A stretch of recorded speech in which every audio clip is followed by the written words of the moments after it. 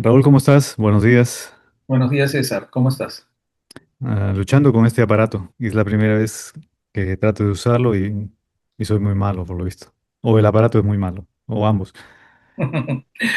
Bueno, sí, como estábamos comentando hace un momento antes de empezar el programa, vamos a tocar unos puntos que me parece que son relevantes para todos los que nos siguen. Ujú, Vamos a comentar sobre las marchas, principalmente sobre el origen de la violencia. Vamos a hablar del caso Cócteles, es obvio que ese tema lo tenemos que tocar y, bueno, haremos algunos comentarios al respecto, ¿no? ujú, ujú, Después, la postura de Fuerza Popular frente a las protestas, lo que pretende hacer Fernando Rospigliosi con respecto a que la policía y los militares, gracias a la modificación del Código Penal del artículo 20, sean inimputables en el uso de sus armas de fuego frente a alguna manifestación.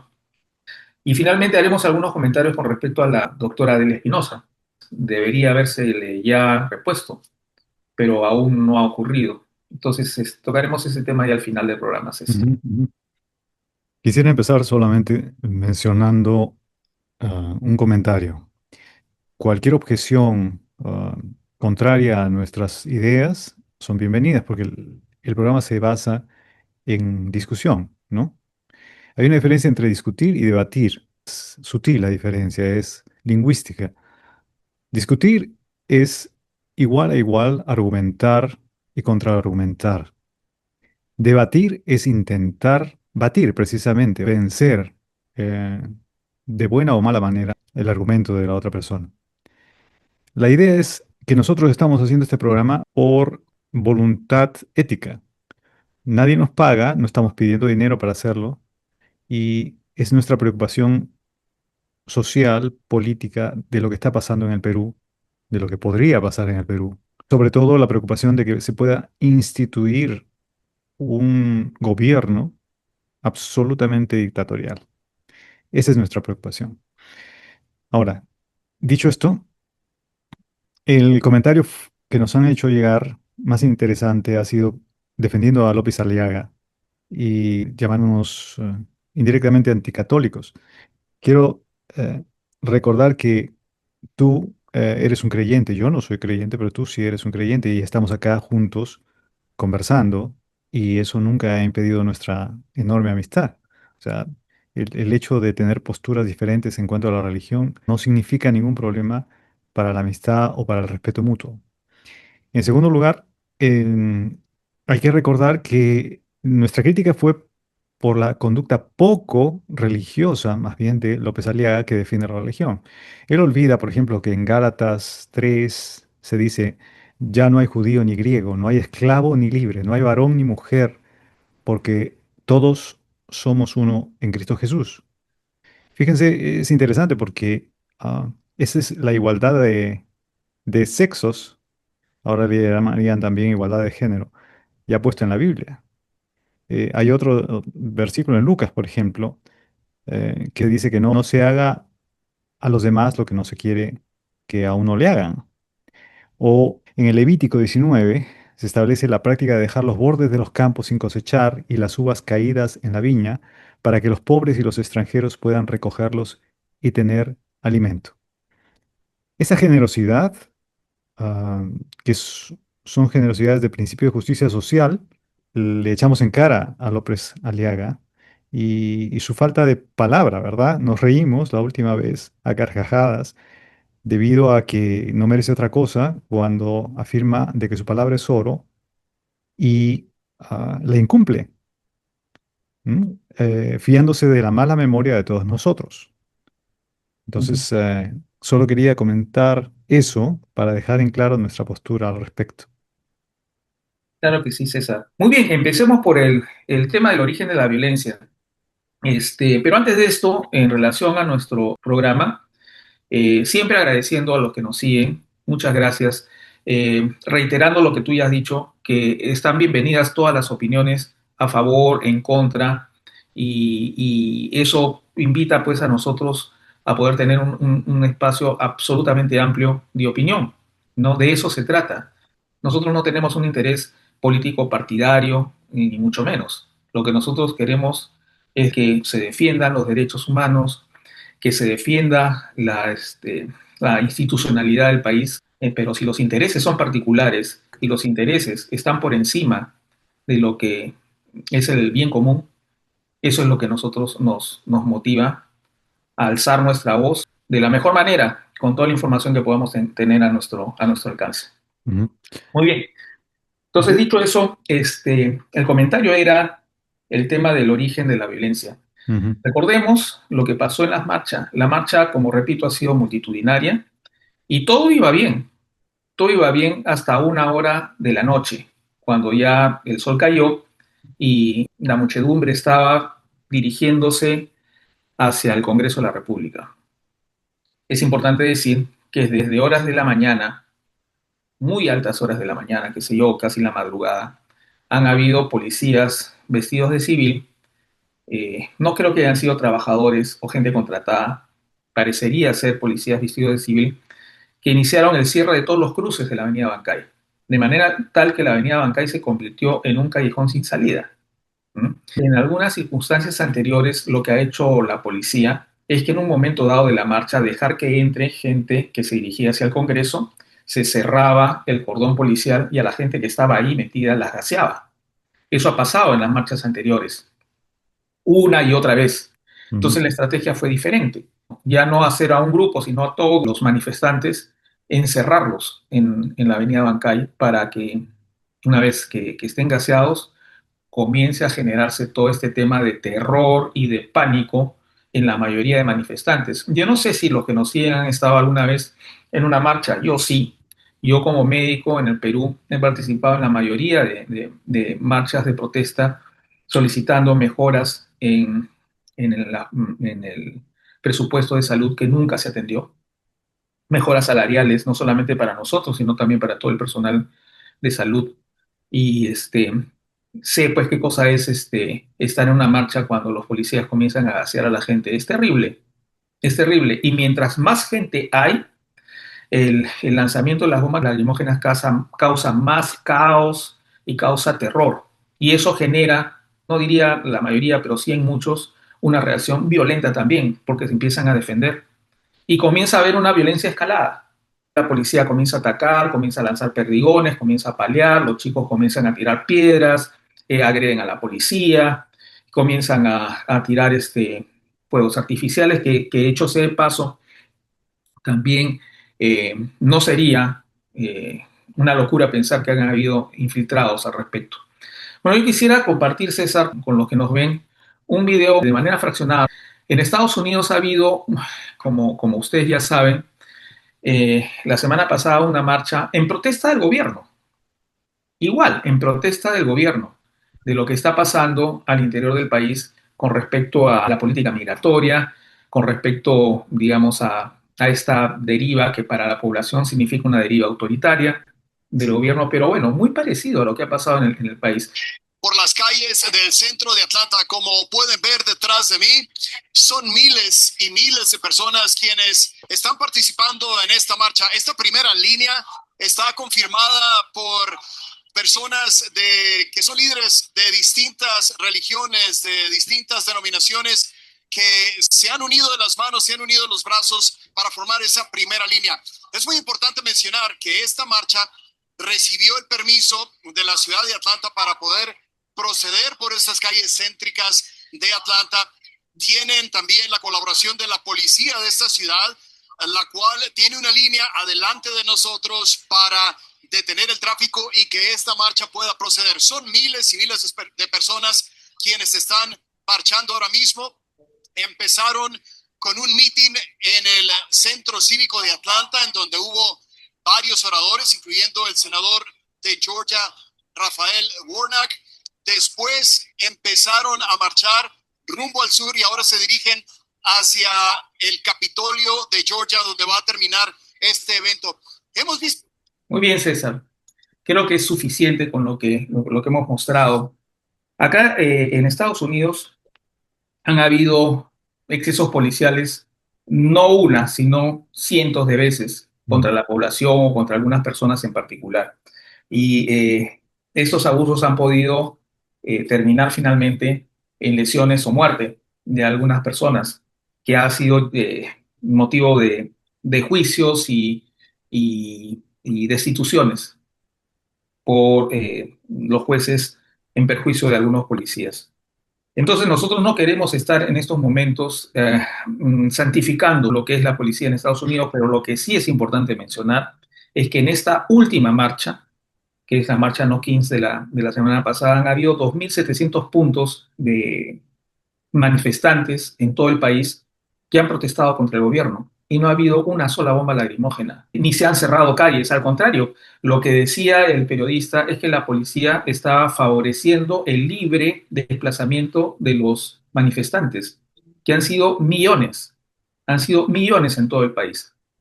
Qué gran diferencia, lo que comenté en una columna de Facebook que tengo.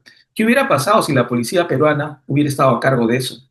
¿Y qué hubiera pasado si sus autoridades fueran parecidas al presidente que tenemos, al premier que tenemos, al ministro del Interior que tenemos y al comandante general de la policía que tenemos? ¿Qué hubiera pasado? Bueno, esas son las consecuencias de una política de Estado que finalmente lo que busca en el Perú particularmente es que los manifestantes tengan terror de expresar su disconformidad con lo que está haciendo el Estado, que dejen de protestar y que finalmente sea contundente la brutalidad policial para que los manifestantes en el futuro piensen dos veces en salir a manifestar. Ese es el objetivo. Esto no lo hacen gobiernos democráticos, definitivamente no. Bueno, repito, la marcha que hubo la semana pasada en Lima fue pacífica hasta que la policía decidió lanzar gases lacrimógenos. Ujú, ¿Y qué cosa es lo que pasa? Que mientras que nosotros no entendamos eso, la discusión va a estar entre gente que tiene una postura a favor de la marcha y gente que tenga una postura en contra de la marcha, y ambos justifican sus posturas a través de videos. Uno de policías masacrando a un chico en la pista, chancándole la cabeza con la bota, y otro a un chico que bota la moto de la policía, y otros que tiran piedras y que lanzan bombardas a través de un artefacto artesanal. Y eso va a ser una discusión bizantina, porque cada quien va a sostener su postura de acuerdo a los videos que quiere compartir con los que quieran verlos. Pero el tema es tratar de ver el bosque y no el árbol. El origen ujú. de la violencia ha sido generada desde el Estado, y eso que quede claro, desde el Estado. Ha sido tan variopinta la participación ciudadana que resulta ridículo en afirmar de que es la izquierda de siempre la que ha estado detrás de esto y que son los asusadores políticos los que han hecho que se convoque esta marcha. Lo que había es una indignación ciudadana que se ha manifestado desde hace meses en las encuestas, no por la desaprobación del gobierno y del Congreso, sino por el repudio que estas instituciones eh, provocan en la población. Así es que yo creo que quede bien en claro eso. Y partiendo de los hechos, uno puede hacer un análisis un poco más, digamos, imparcial de las cosas, ¿no?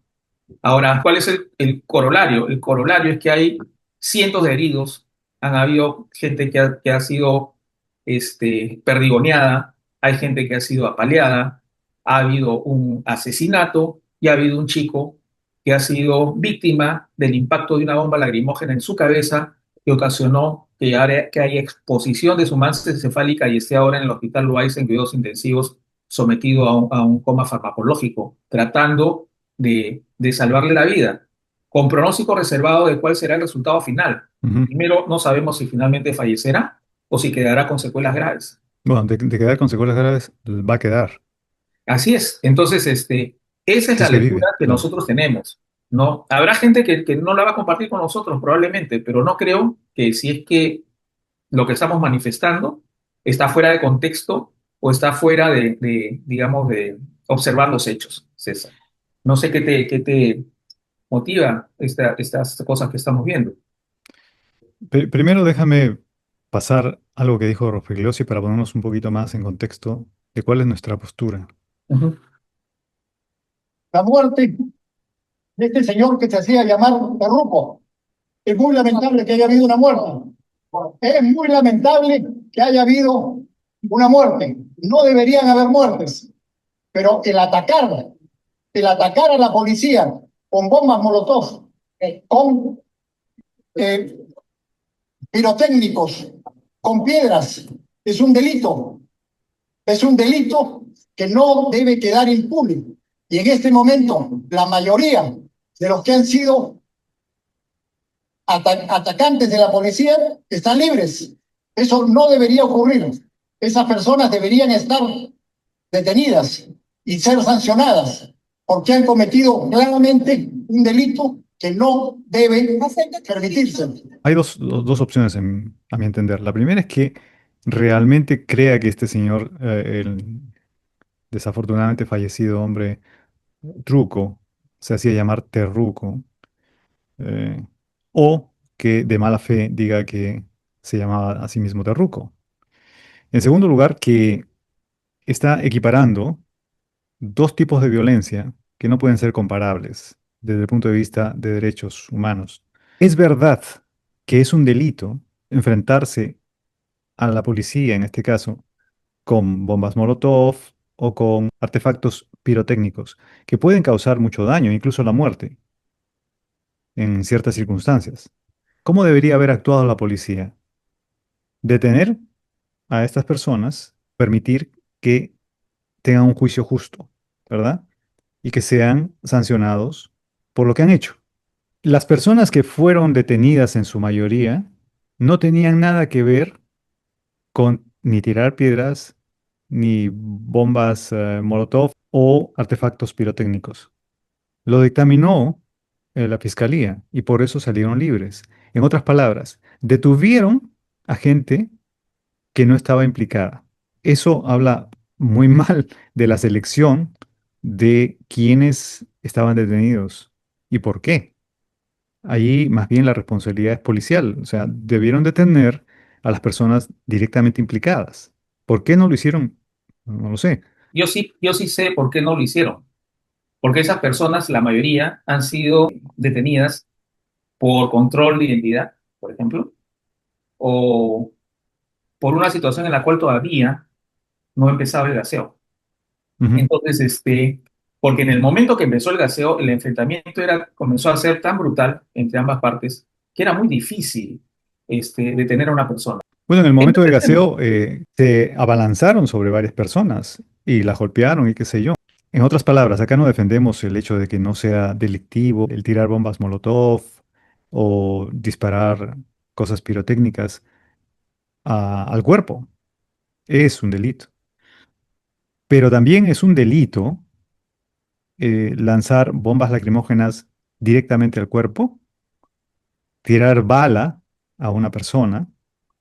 eh, y hay una diferencia de fuerzas, ¿no? Lo explicamos la vez pasada. Una cosa es estar con casco, chalecos antibalas, eh, uniformes acolchados, que de una u otra manera atemperan los golpes, a estar simplemente desprotegido y pelear contra los policías. O sea, hay una diferencia de fuerzas.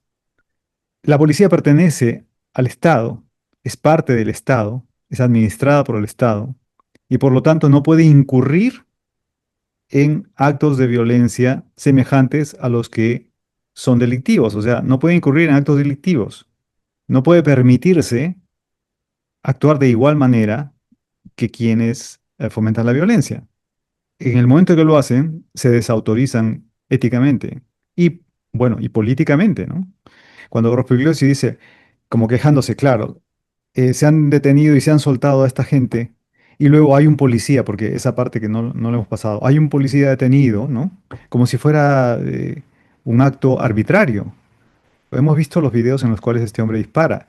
Es claro que el hombre dispara no al piso, no al aire. Si ustedes revisan una y otra vez el ángulo del disparo, está disparando en línea recta, paralela al suelo. Entonces, eso significa que está disparando, bueno, al cuerpo de alguien. Yo no creo que haya sido un homicidio pensado, obviamente no, ¿no? Ha sido casi un acto reflejo de alguien que no tiene el autocontrol necesario para un policía, ujú, para alguien que porta claro, armas. esto me hace recordar dos cosas, ¿no? Una es el análisis que hace el doctor Rivera un representante de IDL con respecto al argumento que tiró el balazo al piso.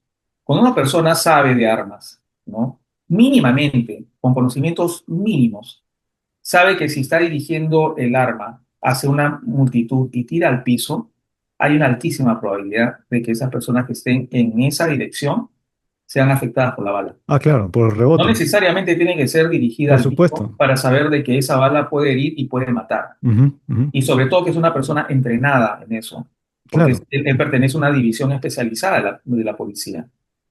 Luego, hubo un hecho terrible acá en una carretera, y acá le llaman freeway, en el cual hubo una discusión entre dos autos.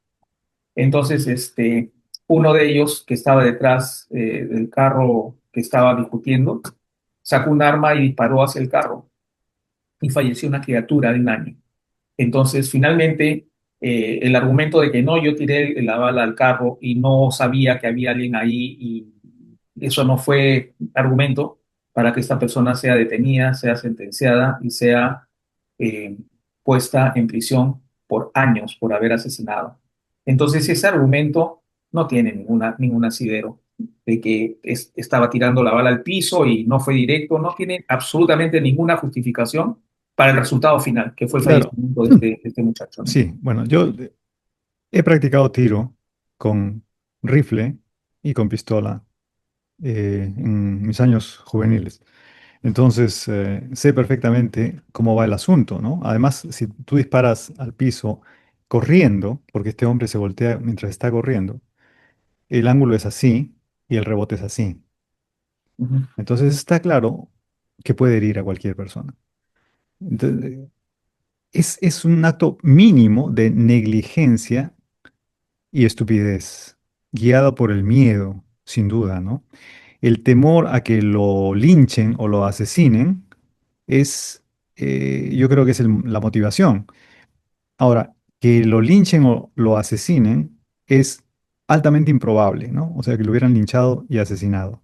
Una golpiza, probablemente, pero matado, no. Entonces, el argumento de que estaba en peligro su vida es muy débil, es Así muy es. débil. Y finalmente eso fue lo que le pasó, porque después hubo un grupo que lo pudo acorralar y lo golpeó. Pero si ustedes ven las imágenes de las declaraciones de este señor, está impecable. O sea, eso no implica que no haya sido pues golpeado y eso, pero o sea, muy probablemente eso no era pues Ninguna lesión grave, a eso simple. que amenazara su vida. Claro, Y bueno, uso desproporcional de la fuerza es lo mínimo, como tú bien mencionas, ¿no? Vamos a ver en qué concluye esto, porque parece ser que no ha sido solamente una persona la que involucrada en todos estos hechos, sino dos que están, el fiscal ha solicitado prisión preliminar. Primero una prisión preliminar de 1 semana y luego una prisión preventiva, que seguramente solicitará al juez. Vamos a ver cuál va a ser la decisión del juez en este caso para estas dos personas que están implicadas en esto, ¿no? claro, pero ahí lo que queremos otra vez subrayar es la barbaridad que está tratando de hacer el presidente del Congreso en estos momentos, el señor Rospigliosi, ¿no? Defendiendo lo indefendible en la medida en que está tratando de, creo yo, quedar bien con la policía y con el ejército, en una especie de intercambio de favores, ¿no? Yo Así estoy es. haciendo todo esto por ti, a ver, vamos a ver qué haces tú después por mí. Pero, vamos, nos está tratando de tontos a todo el mundo, ¿no? Claro que sí. Y un hecho muy peculiar ya, pues, antes que terminemos esta parte del programa, las contradicciones que ha habido con el ministro del Interior y el comandante general de la policía, Ujú, ujú. ¿no? Dijo absolutamente todo lo contrario con respecto a lo que dijo el ministro del Interior, que está en retiro y el comandante general está en actividad.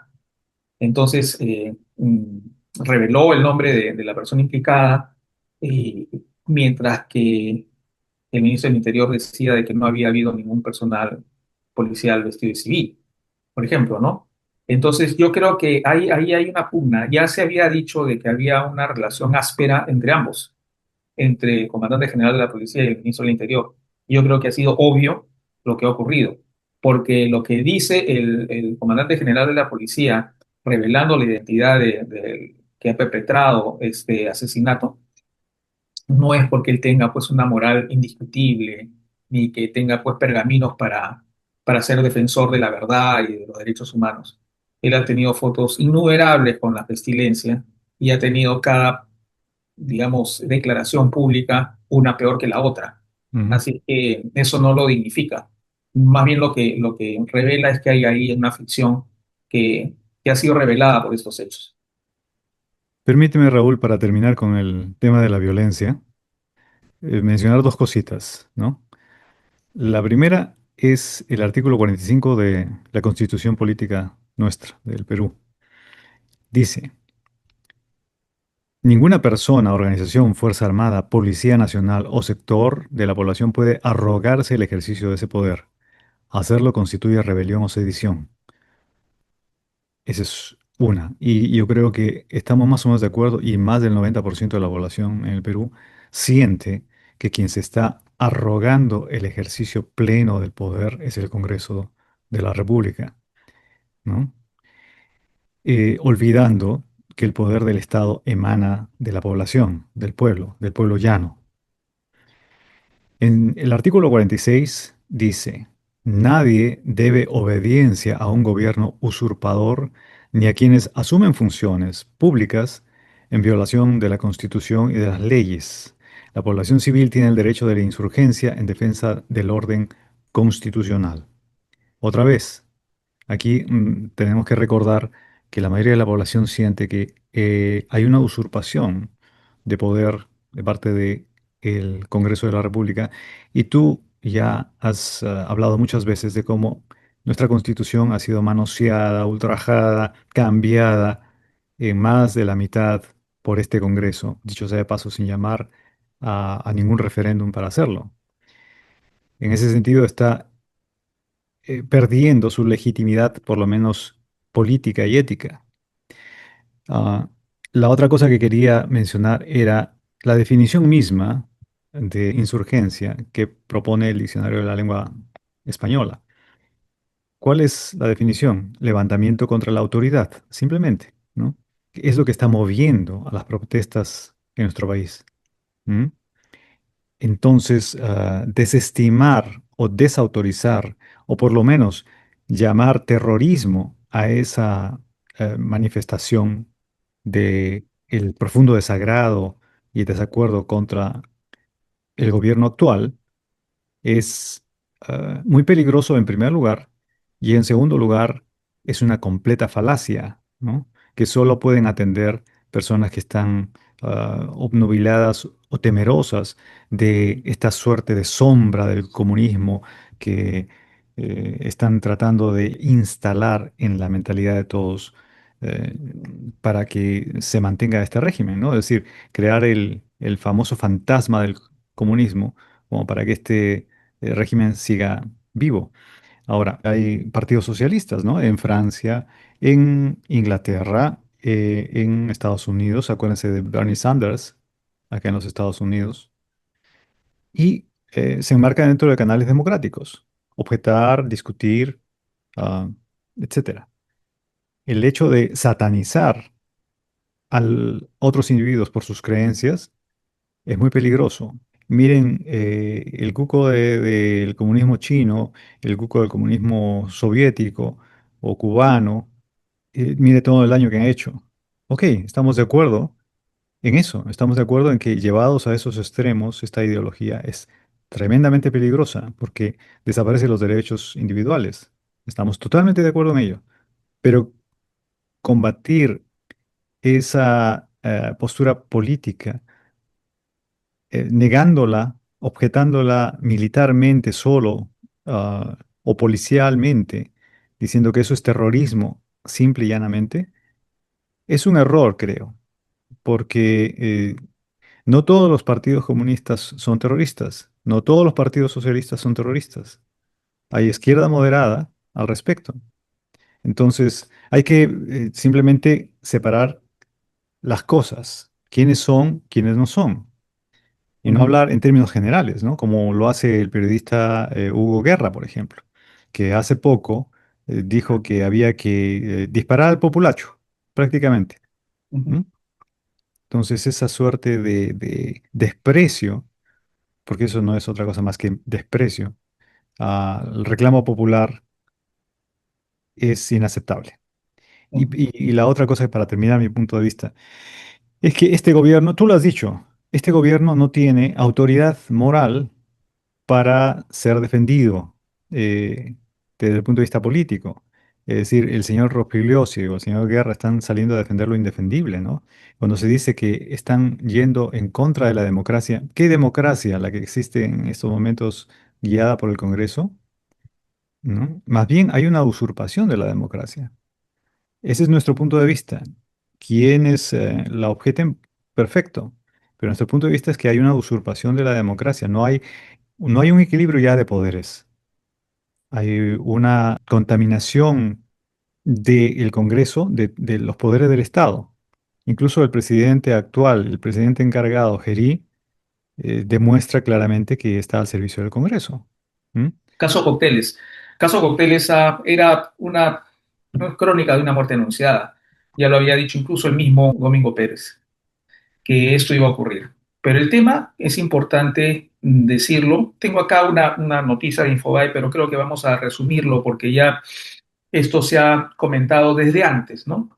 Que lo que pasó con respecto a los aportes de campaña de clandestinos que recibió Fuerza Popular en esos momentos no eran delito, Ujú, eran faltas administrativas y qué sé yo, defraudación fiscal y cosas que no ameritaban ser catalogadas penalmente como un delito. ujú, Desde el punto de vista formal, bueno, creo que muchos han estado diciendo esto desde hace mucho tiempo. Una de ellas es Rosa María Palacios, que ha hablado al respecto una y otra vez, no solamente con respecto a lo que ha pasado con Keiko Fujimori por los aportes de campaña, sino también por lo que pasó con Ollantumala.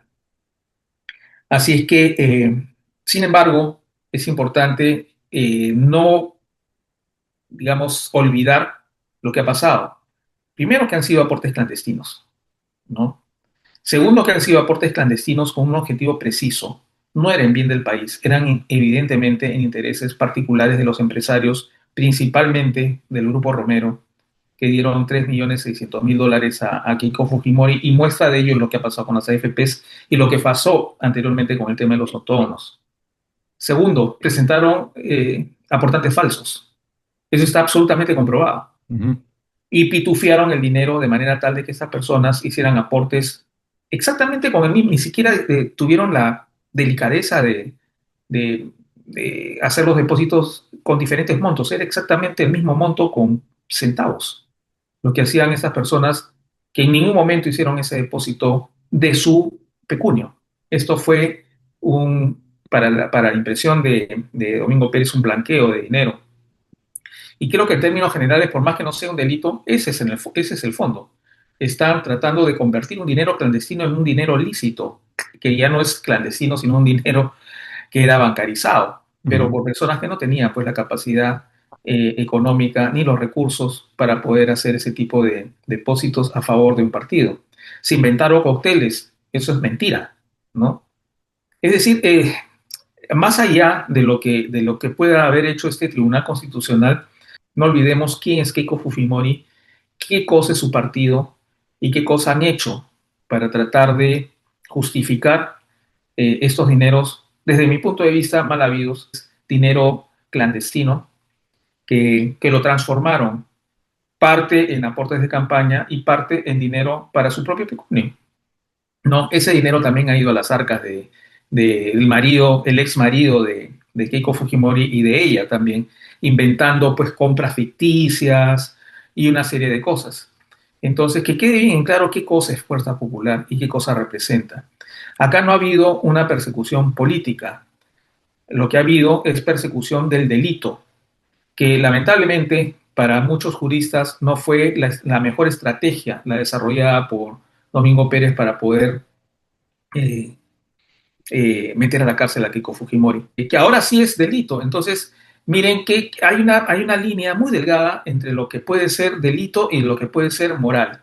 Recordemos lo que pasó en los 90 con su padre, ¿no? Y con ella misma, porque por más que ella sea una persona joven, los instintos de ansias de poder y, digamos, la esencia de haber crecido en un ambiente absolutamente corrompido por su padre, trae como consecuencia lo que está haciendo ella. Y ese es su modo de pensar, y ese es su modo de actuar. Domingo Pérez va a morir peleando, ¿no?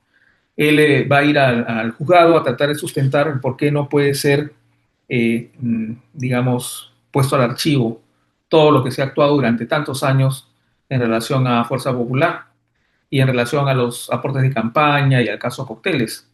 Él mismo reconoce de que el juez tiene una camisa de fuerza y muy difícilmente va a dejar, digamos, sin efecto la resolución del Tribunal Constitucional, que dicho sea de paso, tiene dos votos personalísimos. Una de ellas es la presidenta del Tribunal Constitucional y otro de magistrado Monteagudo, que ambos afirman que el Tribunal Constitucional está excediendo sus atribuciones en la parte resolutiva. Y en la parte sustentatoria podría haber una controversia, pero para muchos el sustento es básicamente político más que legal, excepto el tema de que en esos momentos que se cometían esos delitos que ahora lo son, en esos momentos no eran delitos. No, es como decir, ahora si tú le tiras una bomba lacrimógena a una persona y le destapas el cráneo y lo matas, es un delito, pero después de lo que va a hacer Rospigliosi o lo que pretende hacer Rospigliosi y su partido para que los policías sean inimputables, ya no va a ser delito. Pero la muerte es la misma y la esencia del abuso de la fuerza es la misma y digamos, la miseria moral es la misma. Así que no olvidemos eso. Yo estoy de acuerdo completamente contigo, pero y ese es el asunto de las leyes y las leyes que están respaldadas por la Constitución.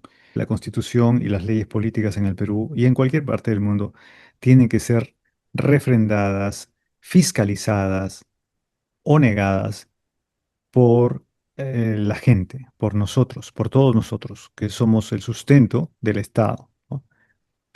Entonces, esa es la cosa importante que quiero decir, porque estoy de acuerdo que es una carencia total de ética lo que ha hecho Fuerza Popular y otros partidos políticos, dicho de paso, en toda América Latina y en todo el mundo. Estos financiamientos, bueno, no todos, pero una buena parte de ellos reclaman un favor a cambio, ¿no?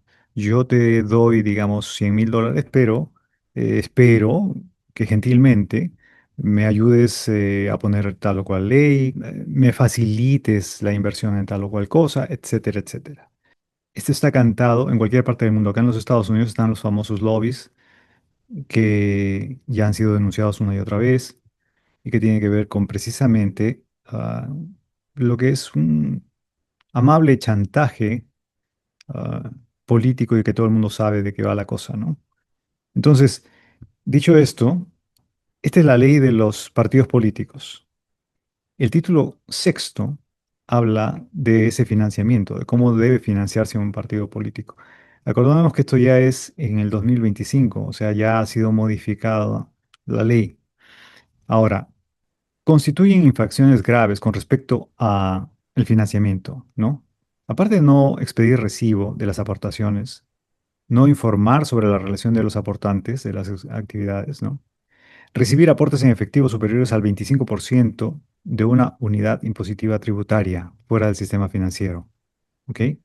Que ese es el problema que se pitufió, ¿no? Es decir, como excedía el monto, tuvieron que desgranar el monto en pequeños aportes, no presentar los informes sobre los aportes e ingresos recibidos, así como los gastos efectuados durante la campaña, que eso es el otro delito imputado. También recibir aportes de fuente prohibida. Y una de las fuentes prohibidas, dicho sea de paso, es una persona jurídica extranjera. En el caso de Odebrecht es eso, ¿no? Es una persona jurídica extranjera. Hay una serie de infracciones a esta ley cometidas por Fuerza Popular, pero todas estas no constituyen delitos penales, según la propia Constitución. Acá estamos en la Constitución ahora.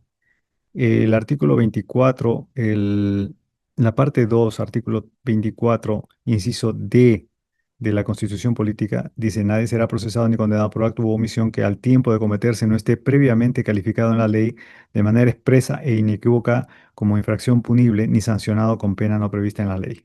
Este es el punto eh, que echa abajo el argumento ah, contra Keiko Fujimori y contra Ollanta Humala también.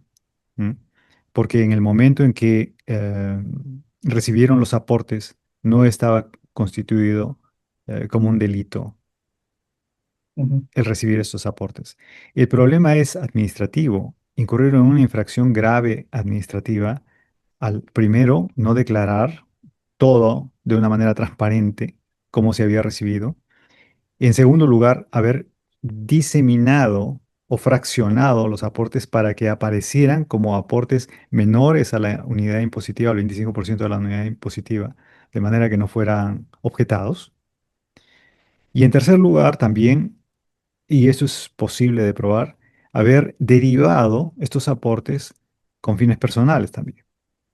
Entonces, toda esta segunda parte es un delito no penal, sino delito administrativo, que tiene sanción y que podría haber llevado no a la cárcel, pero sí a sanciones de pago tanto a Fuerza Popular como a Keiko Fujimori a título personal. Y el grave problema, creo yo, que ha tenido este caso, y en eso estoy de acuerdo con el análisis de Rosa María Palacios, es que de entrada fue planteado por la vía penal y no la vía civil, ¿no? ujú, Tú lo has mencionado, todo esto es éticamente reprobable, terriblemente reprobable, pero no constituye un delito penal en ese sentido, pero sí una infracción grave administrativa.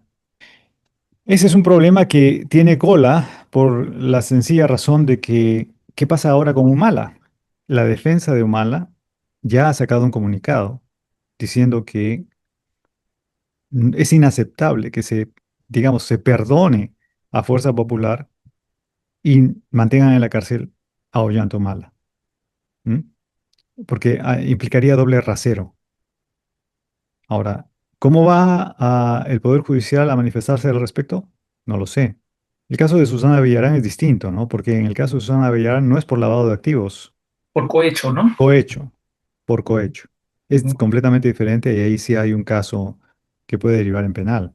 Bueno, ha habido ya un magistrado del Tribunal Constitucional que ha dicho de que esto no es jurisprudencia para Ollanta Humala ni para Susana Villarán. Que eso es Pero pero eso es tirar agua para el molino propio, ¿no? Eso es increíble. El gran riesgo para mí, y creo que lo hemos comentado fuera de cámaras, es que el Tribunal Constitucional tenga o no razón a la hora de haber hecho esta declaración y haber ah, fustigado y presionado al Poder Judicial para que libere de todo a Keiko Fujimori y a Fuerza Popular, podría crear un precedente ujú, utilizado no solamente en este caso o no solamente en el caso de Ollanta Humala, sino en cualquier otro caso, tanto penal como civil, podría llamarse a jurisprudencia y decir, bueno, el Tribunal Constitucional en este caso dijo esto, por lo tanto, eh, este caso ya no prosigue, ¿no? Y eso otra vez quiebra totalmente el equilibrio de poderes dentro del sistema judicial. ujú. Bueno, Domingo Pérez, en una entrevista que le hace César Hildebrand, que también es recomendable verla, Ujú, argumentará ante el juez, que va a tener que decidir finalmente el archivamiento o no del caso, de que la Corte Suprema ya había determinado que todos estos casos deberían ventilarse en la justicia penal y no en la justicia constitucional. ujú, Y ya verá el juez, ¿no? ¿Qué cosa va a valorar en relación a esto?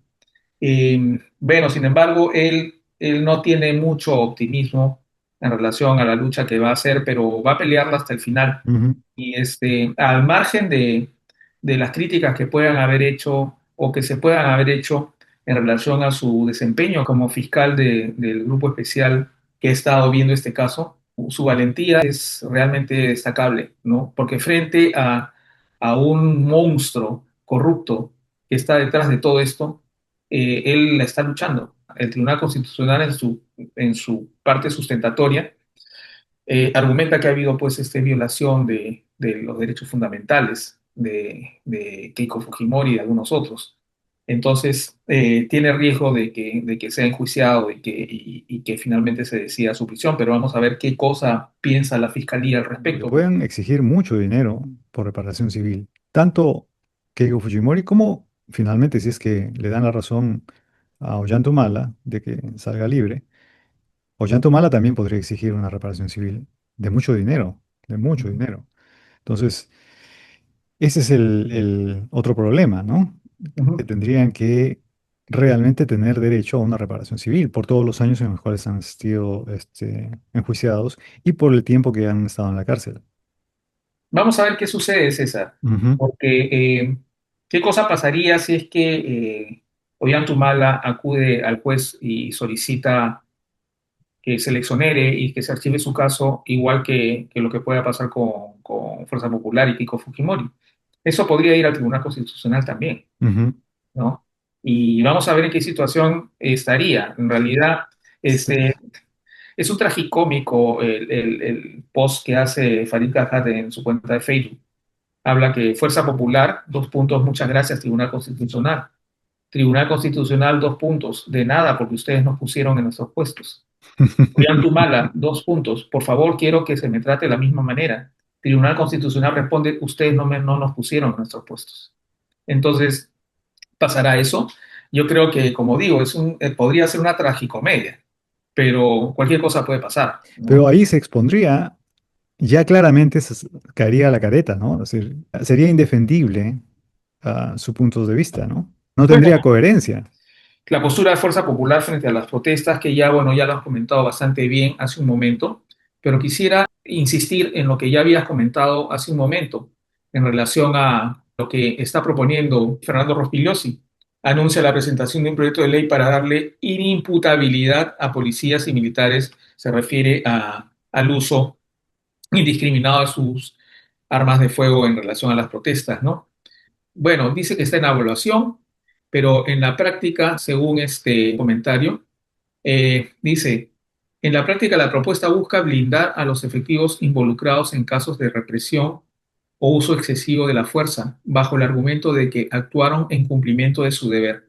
Hay un comentario que podría calzar con esto que está proponiendo Rospigliosi, que es el que dice Philip Butters. Dice, la policía te protege. Entonces, ¿tú por qué le tiras piedras? ¿Por qué los agredes?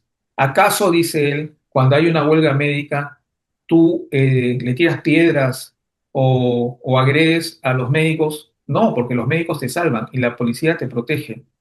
Y yo le preguntaría, ¿por qué no hace esos tipos de comentarios con la familia de este muchacho que ha sido asesinado o con la familia que está en vigilia del chico que está en cuidados intensivos en el Loaiza? ¿Por qué no le preguntan a los 49 fallecidos por las muertes los asesinatos realmente extrajudiciales ocurridos en el gobierno de Dina Boluarte? ¿Por qué no le pregunta a usted esos dos policías que han sido encontrados en un hotel sometiendo sexualmente a menores de edad? ¿Por qué no le preguntan a este policía llamado el Diablo, que pertenece a los pulpos? ¿Por qué no le preguntan a los policías que estuvieron dateando al monstruo para que no sea arrestado? Ujú, ¿Mm? ¿Por qué no le preguntan a los policías de tránsito que van coimeando a los choferes buscando la persecución de una infracción y acuerden un dinero entre ellos? ¿Mm? ¿Por qué por qué no habla de este policía que asesinó a este otro policía Sonco en las protestas de Puno? ¿Por qué no le preguntan a la policía corrompida, que está corrompida en su esencia, ¿no? Hay una institución corrompida, ¿qué cosa hace por la población? ¿Mm? Así es que no puede comparar un médico con un policía, eso no merece el menor análisis. Pero bueno, a lo que yo quería llegar, César, es tratar de identificar cuál es la estrategia de Fuerza Popular en relación a lo que está pasando. En las leyes de amnistía, en las leyes de prescripción por delitos de lesa humanidad, están dirigidas básicamente a los militares y a los policías. Entonces yo pienso de que esta otra iniciativa que piensa modificar el Código Penal en su artículo 20, declarar inimputables a los policías y los militares que hacen uso de su arma de fuego en cumplimiento de su deber, es básicamente fortalecer los vínculos que tiene Fuerza Popular con esas dos instituciones, con el ejército es decir, con las Fuerzas Armadas y las Fuerzas Policiales. ¿Y con qué finalidad? Bueno, lo que comentó Tafur probablemente haya sido una premonición de lo que ellos ya piensan. Me refiero a ellos, a Juan Carlos Tafur, a César Hildebrand y a muchos otros, de que si es que los resultados les son adversos a este grupo mafioso que está controlando las riendas del país, van a hacer uso de la fuerza, es decir, van a patear el tablero. Y para eso necesitan respaldo de las Fuerzas Armadas y las Fuerzas Policiales. Esto ya lo manifestó Tafur en su cuenta de ex, y probablemente esta relación que tenga, que quiera afianzar Rospigliosi con este tipo de iniciativas legislativas, tenga ese objetivo, tener el respaldo de las Fuerzas Armadas, pase lo que pase. Bueno, no podemos, como repito, afirmar que esto sea cierto, pero yo, desde mi punto de vista, me parece, es mi opinión, que va en dirección a esto, a fortalecer los vínculos para tener un respaldo en relación a cualquier decisión que tome Fuerza Popular frente a los resultados electorales de 2026. Eso es por un lado. Por otro lado, el tema de López Aliaga. Bueno, yo creo que él tiene un voto duro y un voto duro que no va a bajar, creo yo, por más que le hayan arrancado un punto en la última encuesta de Ipsos, que es el tema religioso. Yo pienso que detrás del apoyo a López Aliaga no está discutiéndose su gestión como alcalde, no está discutiéndose su palabra que vale oro y finalmente no vale nada, no está discutiéndose sobre el endeudamiento gigantesco que está creando no solo a la Municipalidad de Lima, sino al Estado peruano con respecto a todas las cosas que está haciendo Ujú. en relación a los peajes, con los juicios y las contrataciones de bufetes de abogados amigos de él en Estados Unidos. No está discutiéndose nada de eso. Lo está haciendo en nombre de la Virgen María y es un tipo de Opus Dei y con eso es suficiente, ¿no? Necesitamos un presidente moralmente, entre comillas, eh, sólido, y no hay mejor solidez moral que ser un católico fundamentalista. Por ahí va la cosa. ¿Para qué está el Código Penal? ¿Para qué está la Constitución? Está para proteger al individuo frente al Estado, dando por supuesto de que el individuo es el sustento del Estado. ¿Mm? Está hecha para proteger al individuo contra los abusos de poder. El hecho de que haya limitación de uso de fuerza y de armas para la policía o para el ejército con respecto a civiles es precisamente el fundamento de evitar abusos de poder. Quitar la posibilidad de que sea limitado ese abuso de poder es inconstitucional, por un lado, bajo mi punto de vista, y por otro lado, abre las puertas a cualquier tipo de abusos e incluso crímenes cometidos por las Fuerzas Armadas o las fuerzas policiales. Ese es el gran riesgo. Y creo que ahí todos debemos defender la Constitución y defender los derechos de la vida de todas las personas. Esto no quiere decir, por supuesto, que no haya que defender la vida de los policías también. Por supuesto que sí hay que defenderlos. Ya el Código Civil actual, en funciones, en ejercicio, en el capítulo 3, en el artículo 20, habla de la inimputabilidad. Es decir, existe ya la figura de exención de responsabilidad penal en algunos casos, ¿no? Por ejemplo, en el caso de anomalía psíquica, grave alteración de la conciencia, alteración por sufrir, por ejemplo, alteraciones en la percepción de la situación, etcétera, etcétera, ¿no? Que alteran gravemente su concepto de la realidad. Eso es una. El que obra en defensa de bienes jurídicos propios o de terceros con uso de la fuerza, incluido el uso de la fuerza letal, siempre que concurran las circunstancias siguientes: agresión actual, ilegítima y real.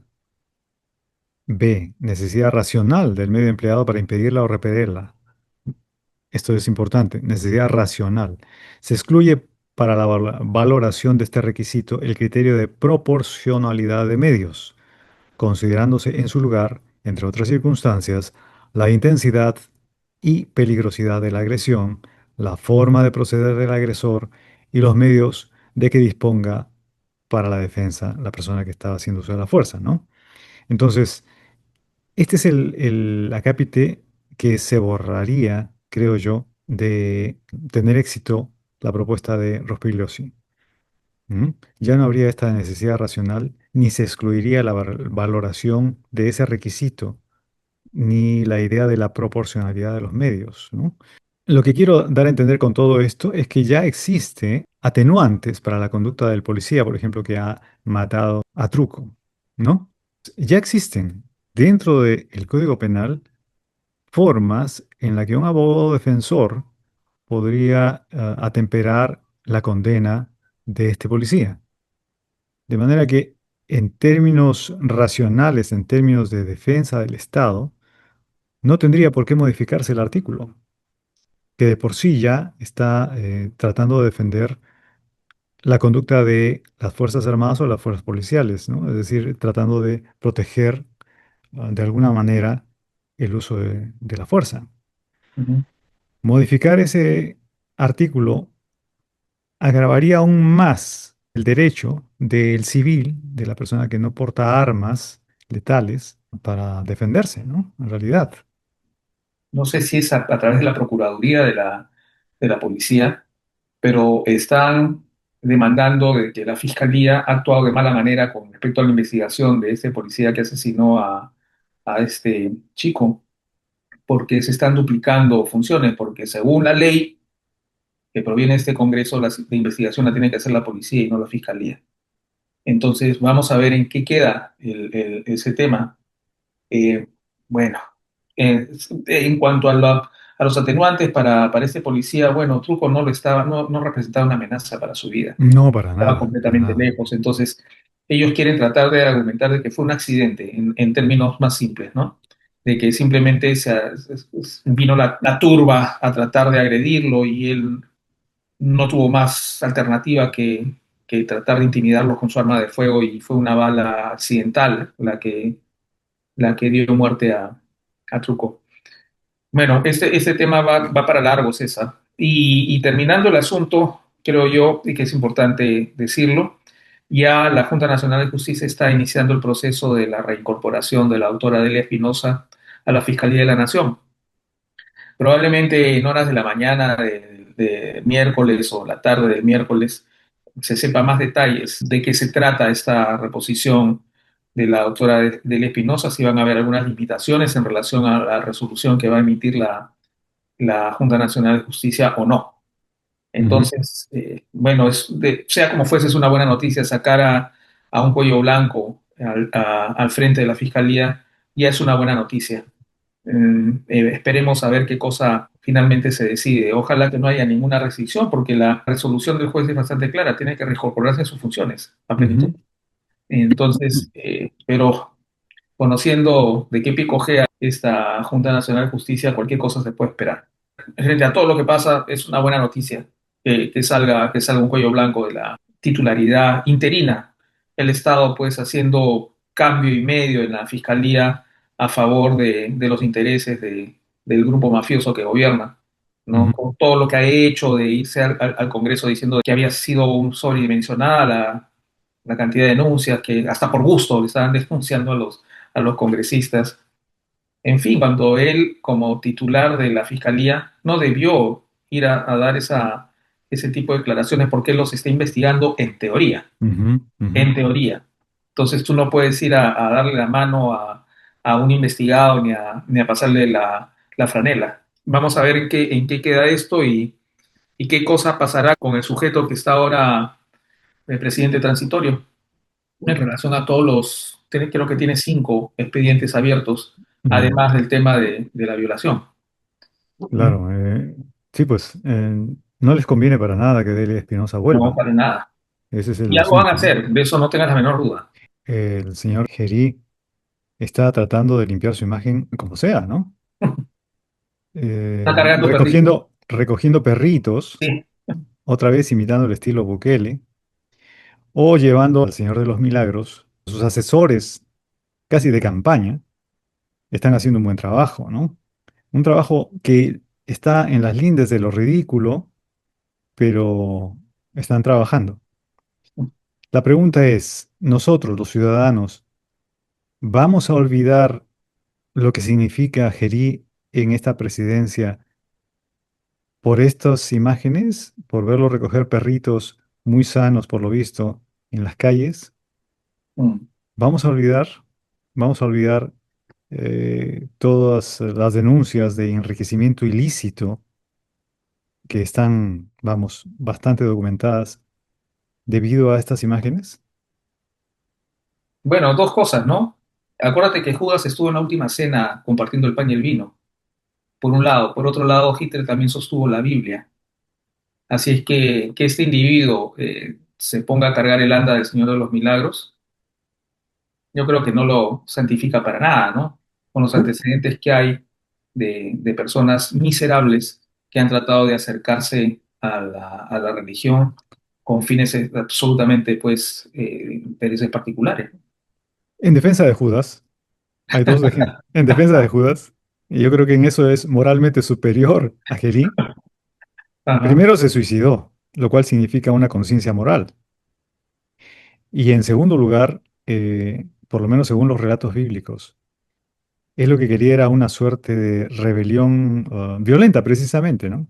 Contra ah, la ignominia que estaba propiciando el Imperio Romano y por otro lado, fariseos y cuánta cosa había en el medio.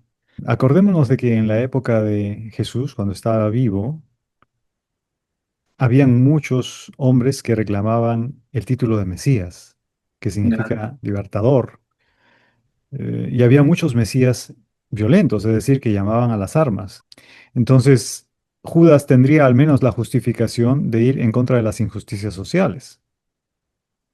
Y otra vez, insisto, tuvo al menos la conciencia ética, porque el sentirse culpable a tal punto de suicidarse implica una dura conciencia moral, ¿no? Es decir, lo carcomía la culpa. mm. Y en Bueno, ese la foto sentido, que podría yo equipararla con Jerez son las 30 monedas de plata, ¿no? Las 30 monedas de plata equivalen al archivamiento de su caso.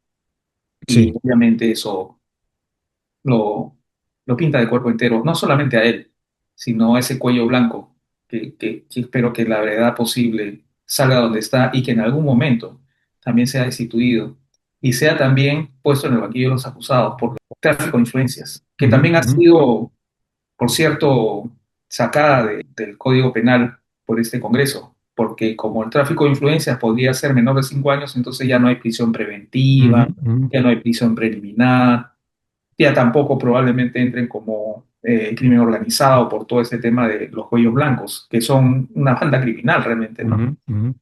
Bueno, en fin, eso ya será cuestión de valorarlo al futuro, pero bueno, sí, cuando tú muestras esa imagen de Gerino, no dudé en ningún momento de rememorar esos momentos de la historia religiosa por un lado y por otro de la historia de la humanidad, ¿no?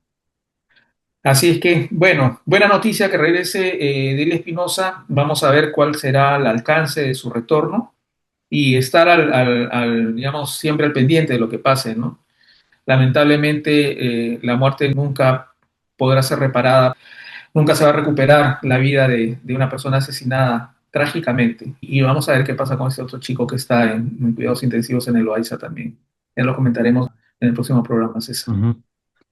Nada, un abrazo grande, Raúl. Cuando Sean Connery, el estupendo actor escocés, recibió el Oscar, subió al podio y dijo, saludando, ¿no? Amigos, pocos enemigos. Eso hizo reír a la gente, ¿no? Pero es más o menos nuestra despedida. A quienes estén en desacuerdo con nosotros, también va un enorme saludo. Cuídense todos y hasta la siguiente semana. Ok, muy bien. Nos vemos, César. Un abrazo, hermano. Chao, Chao. chao.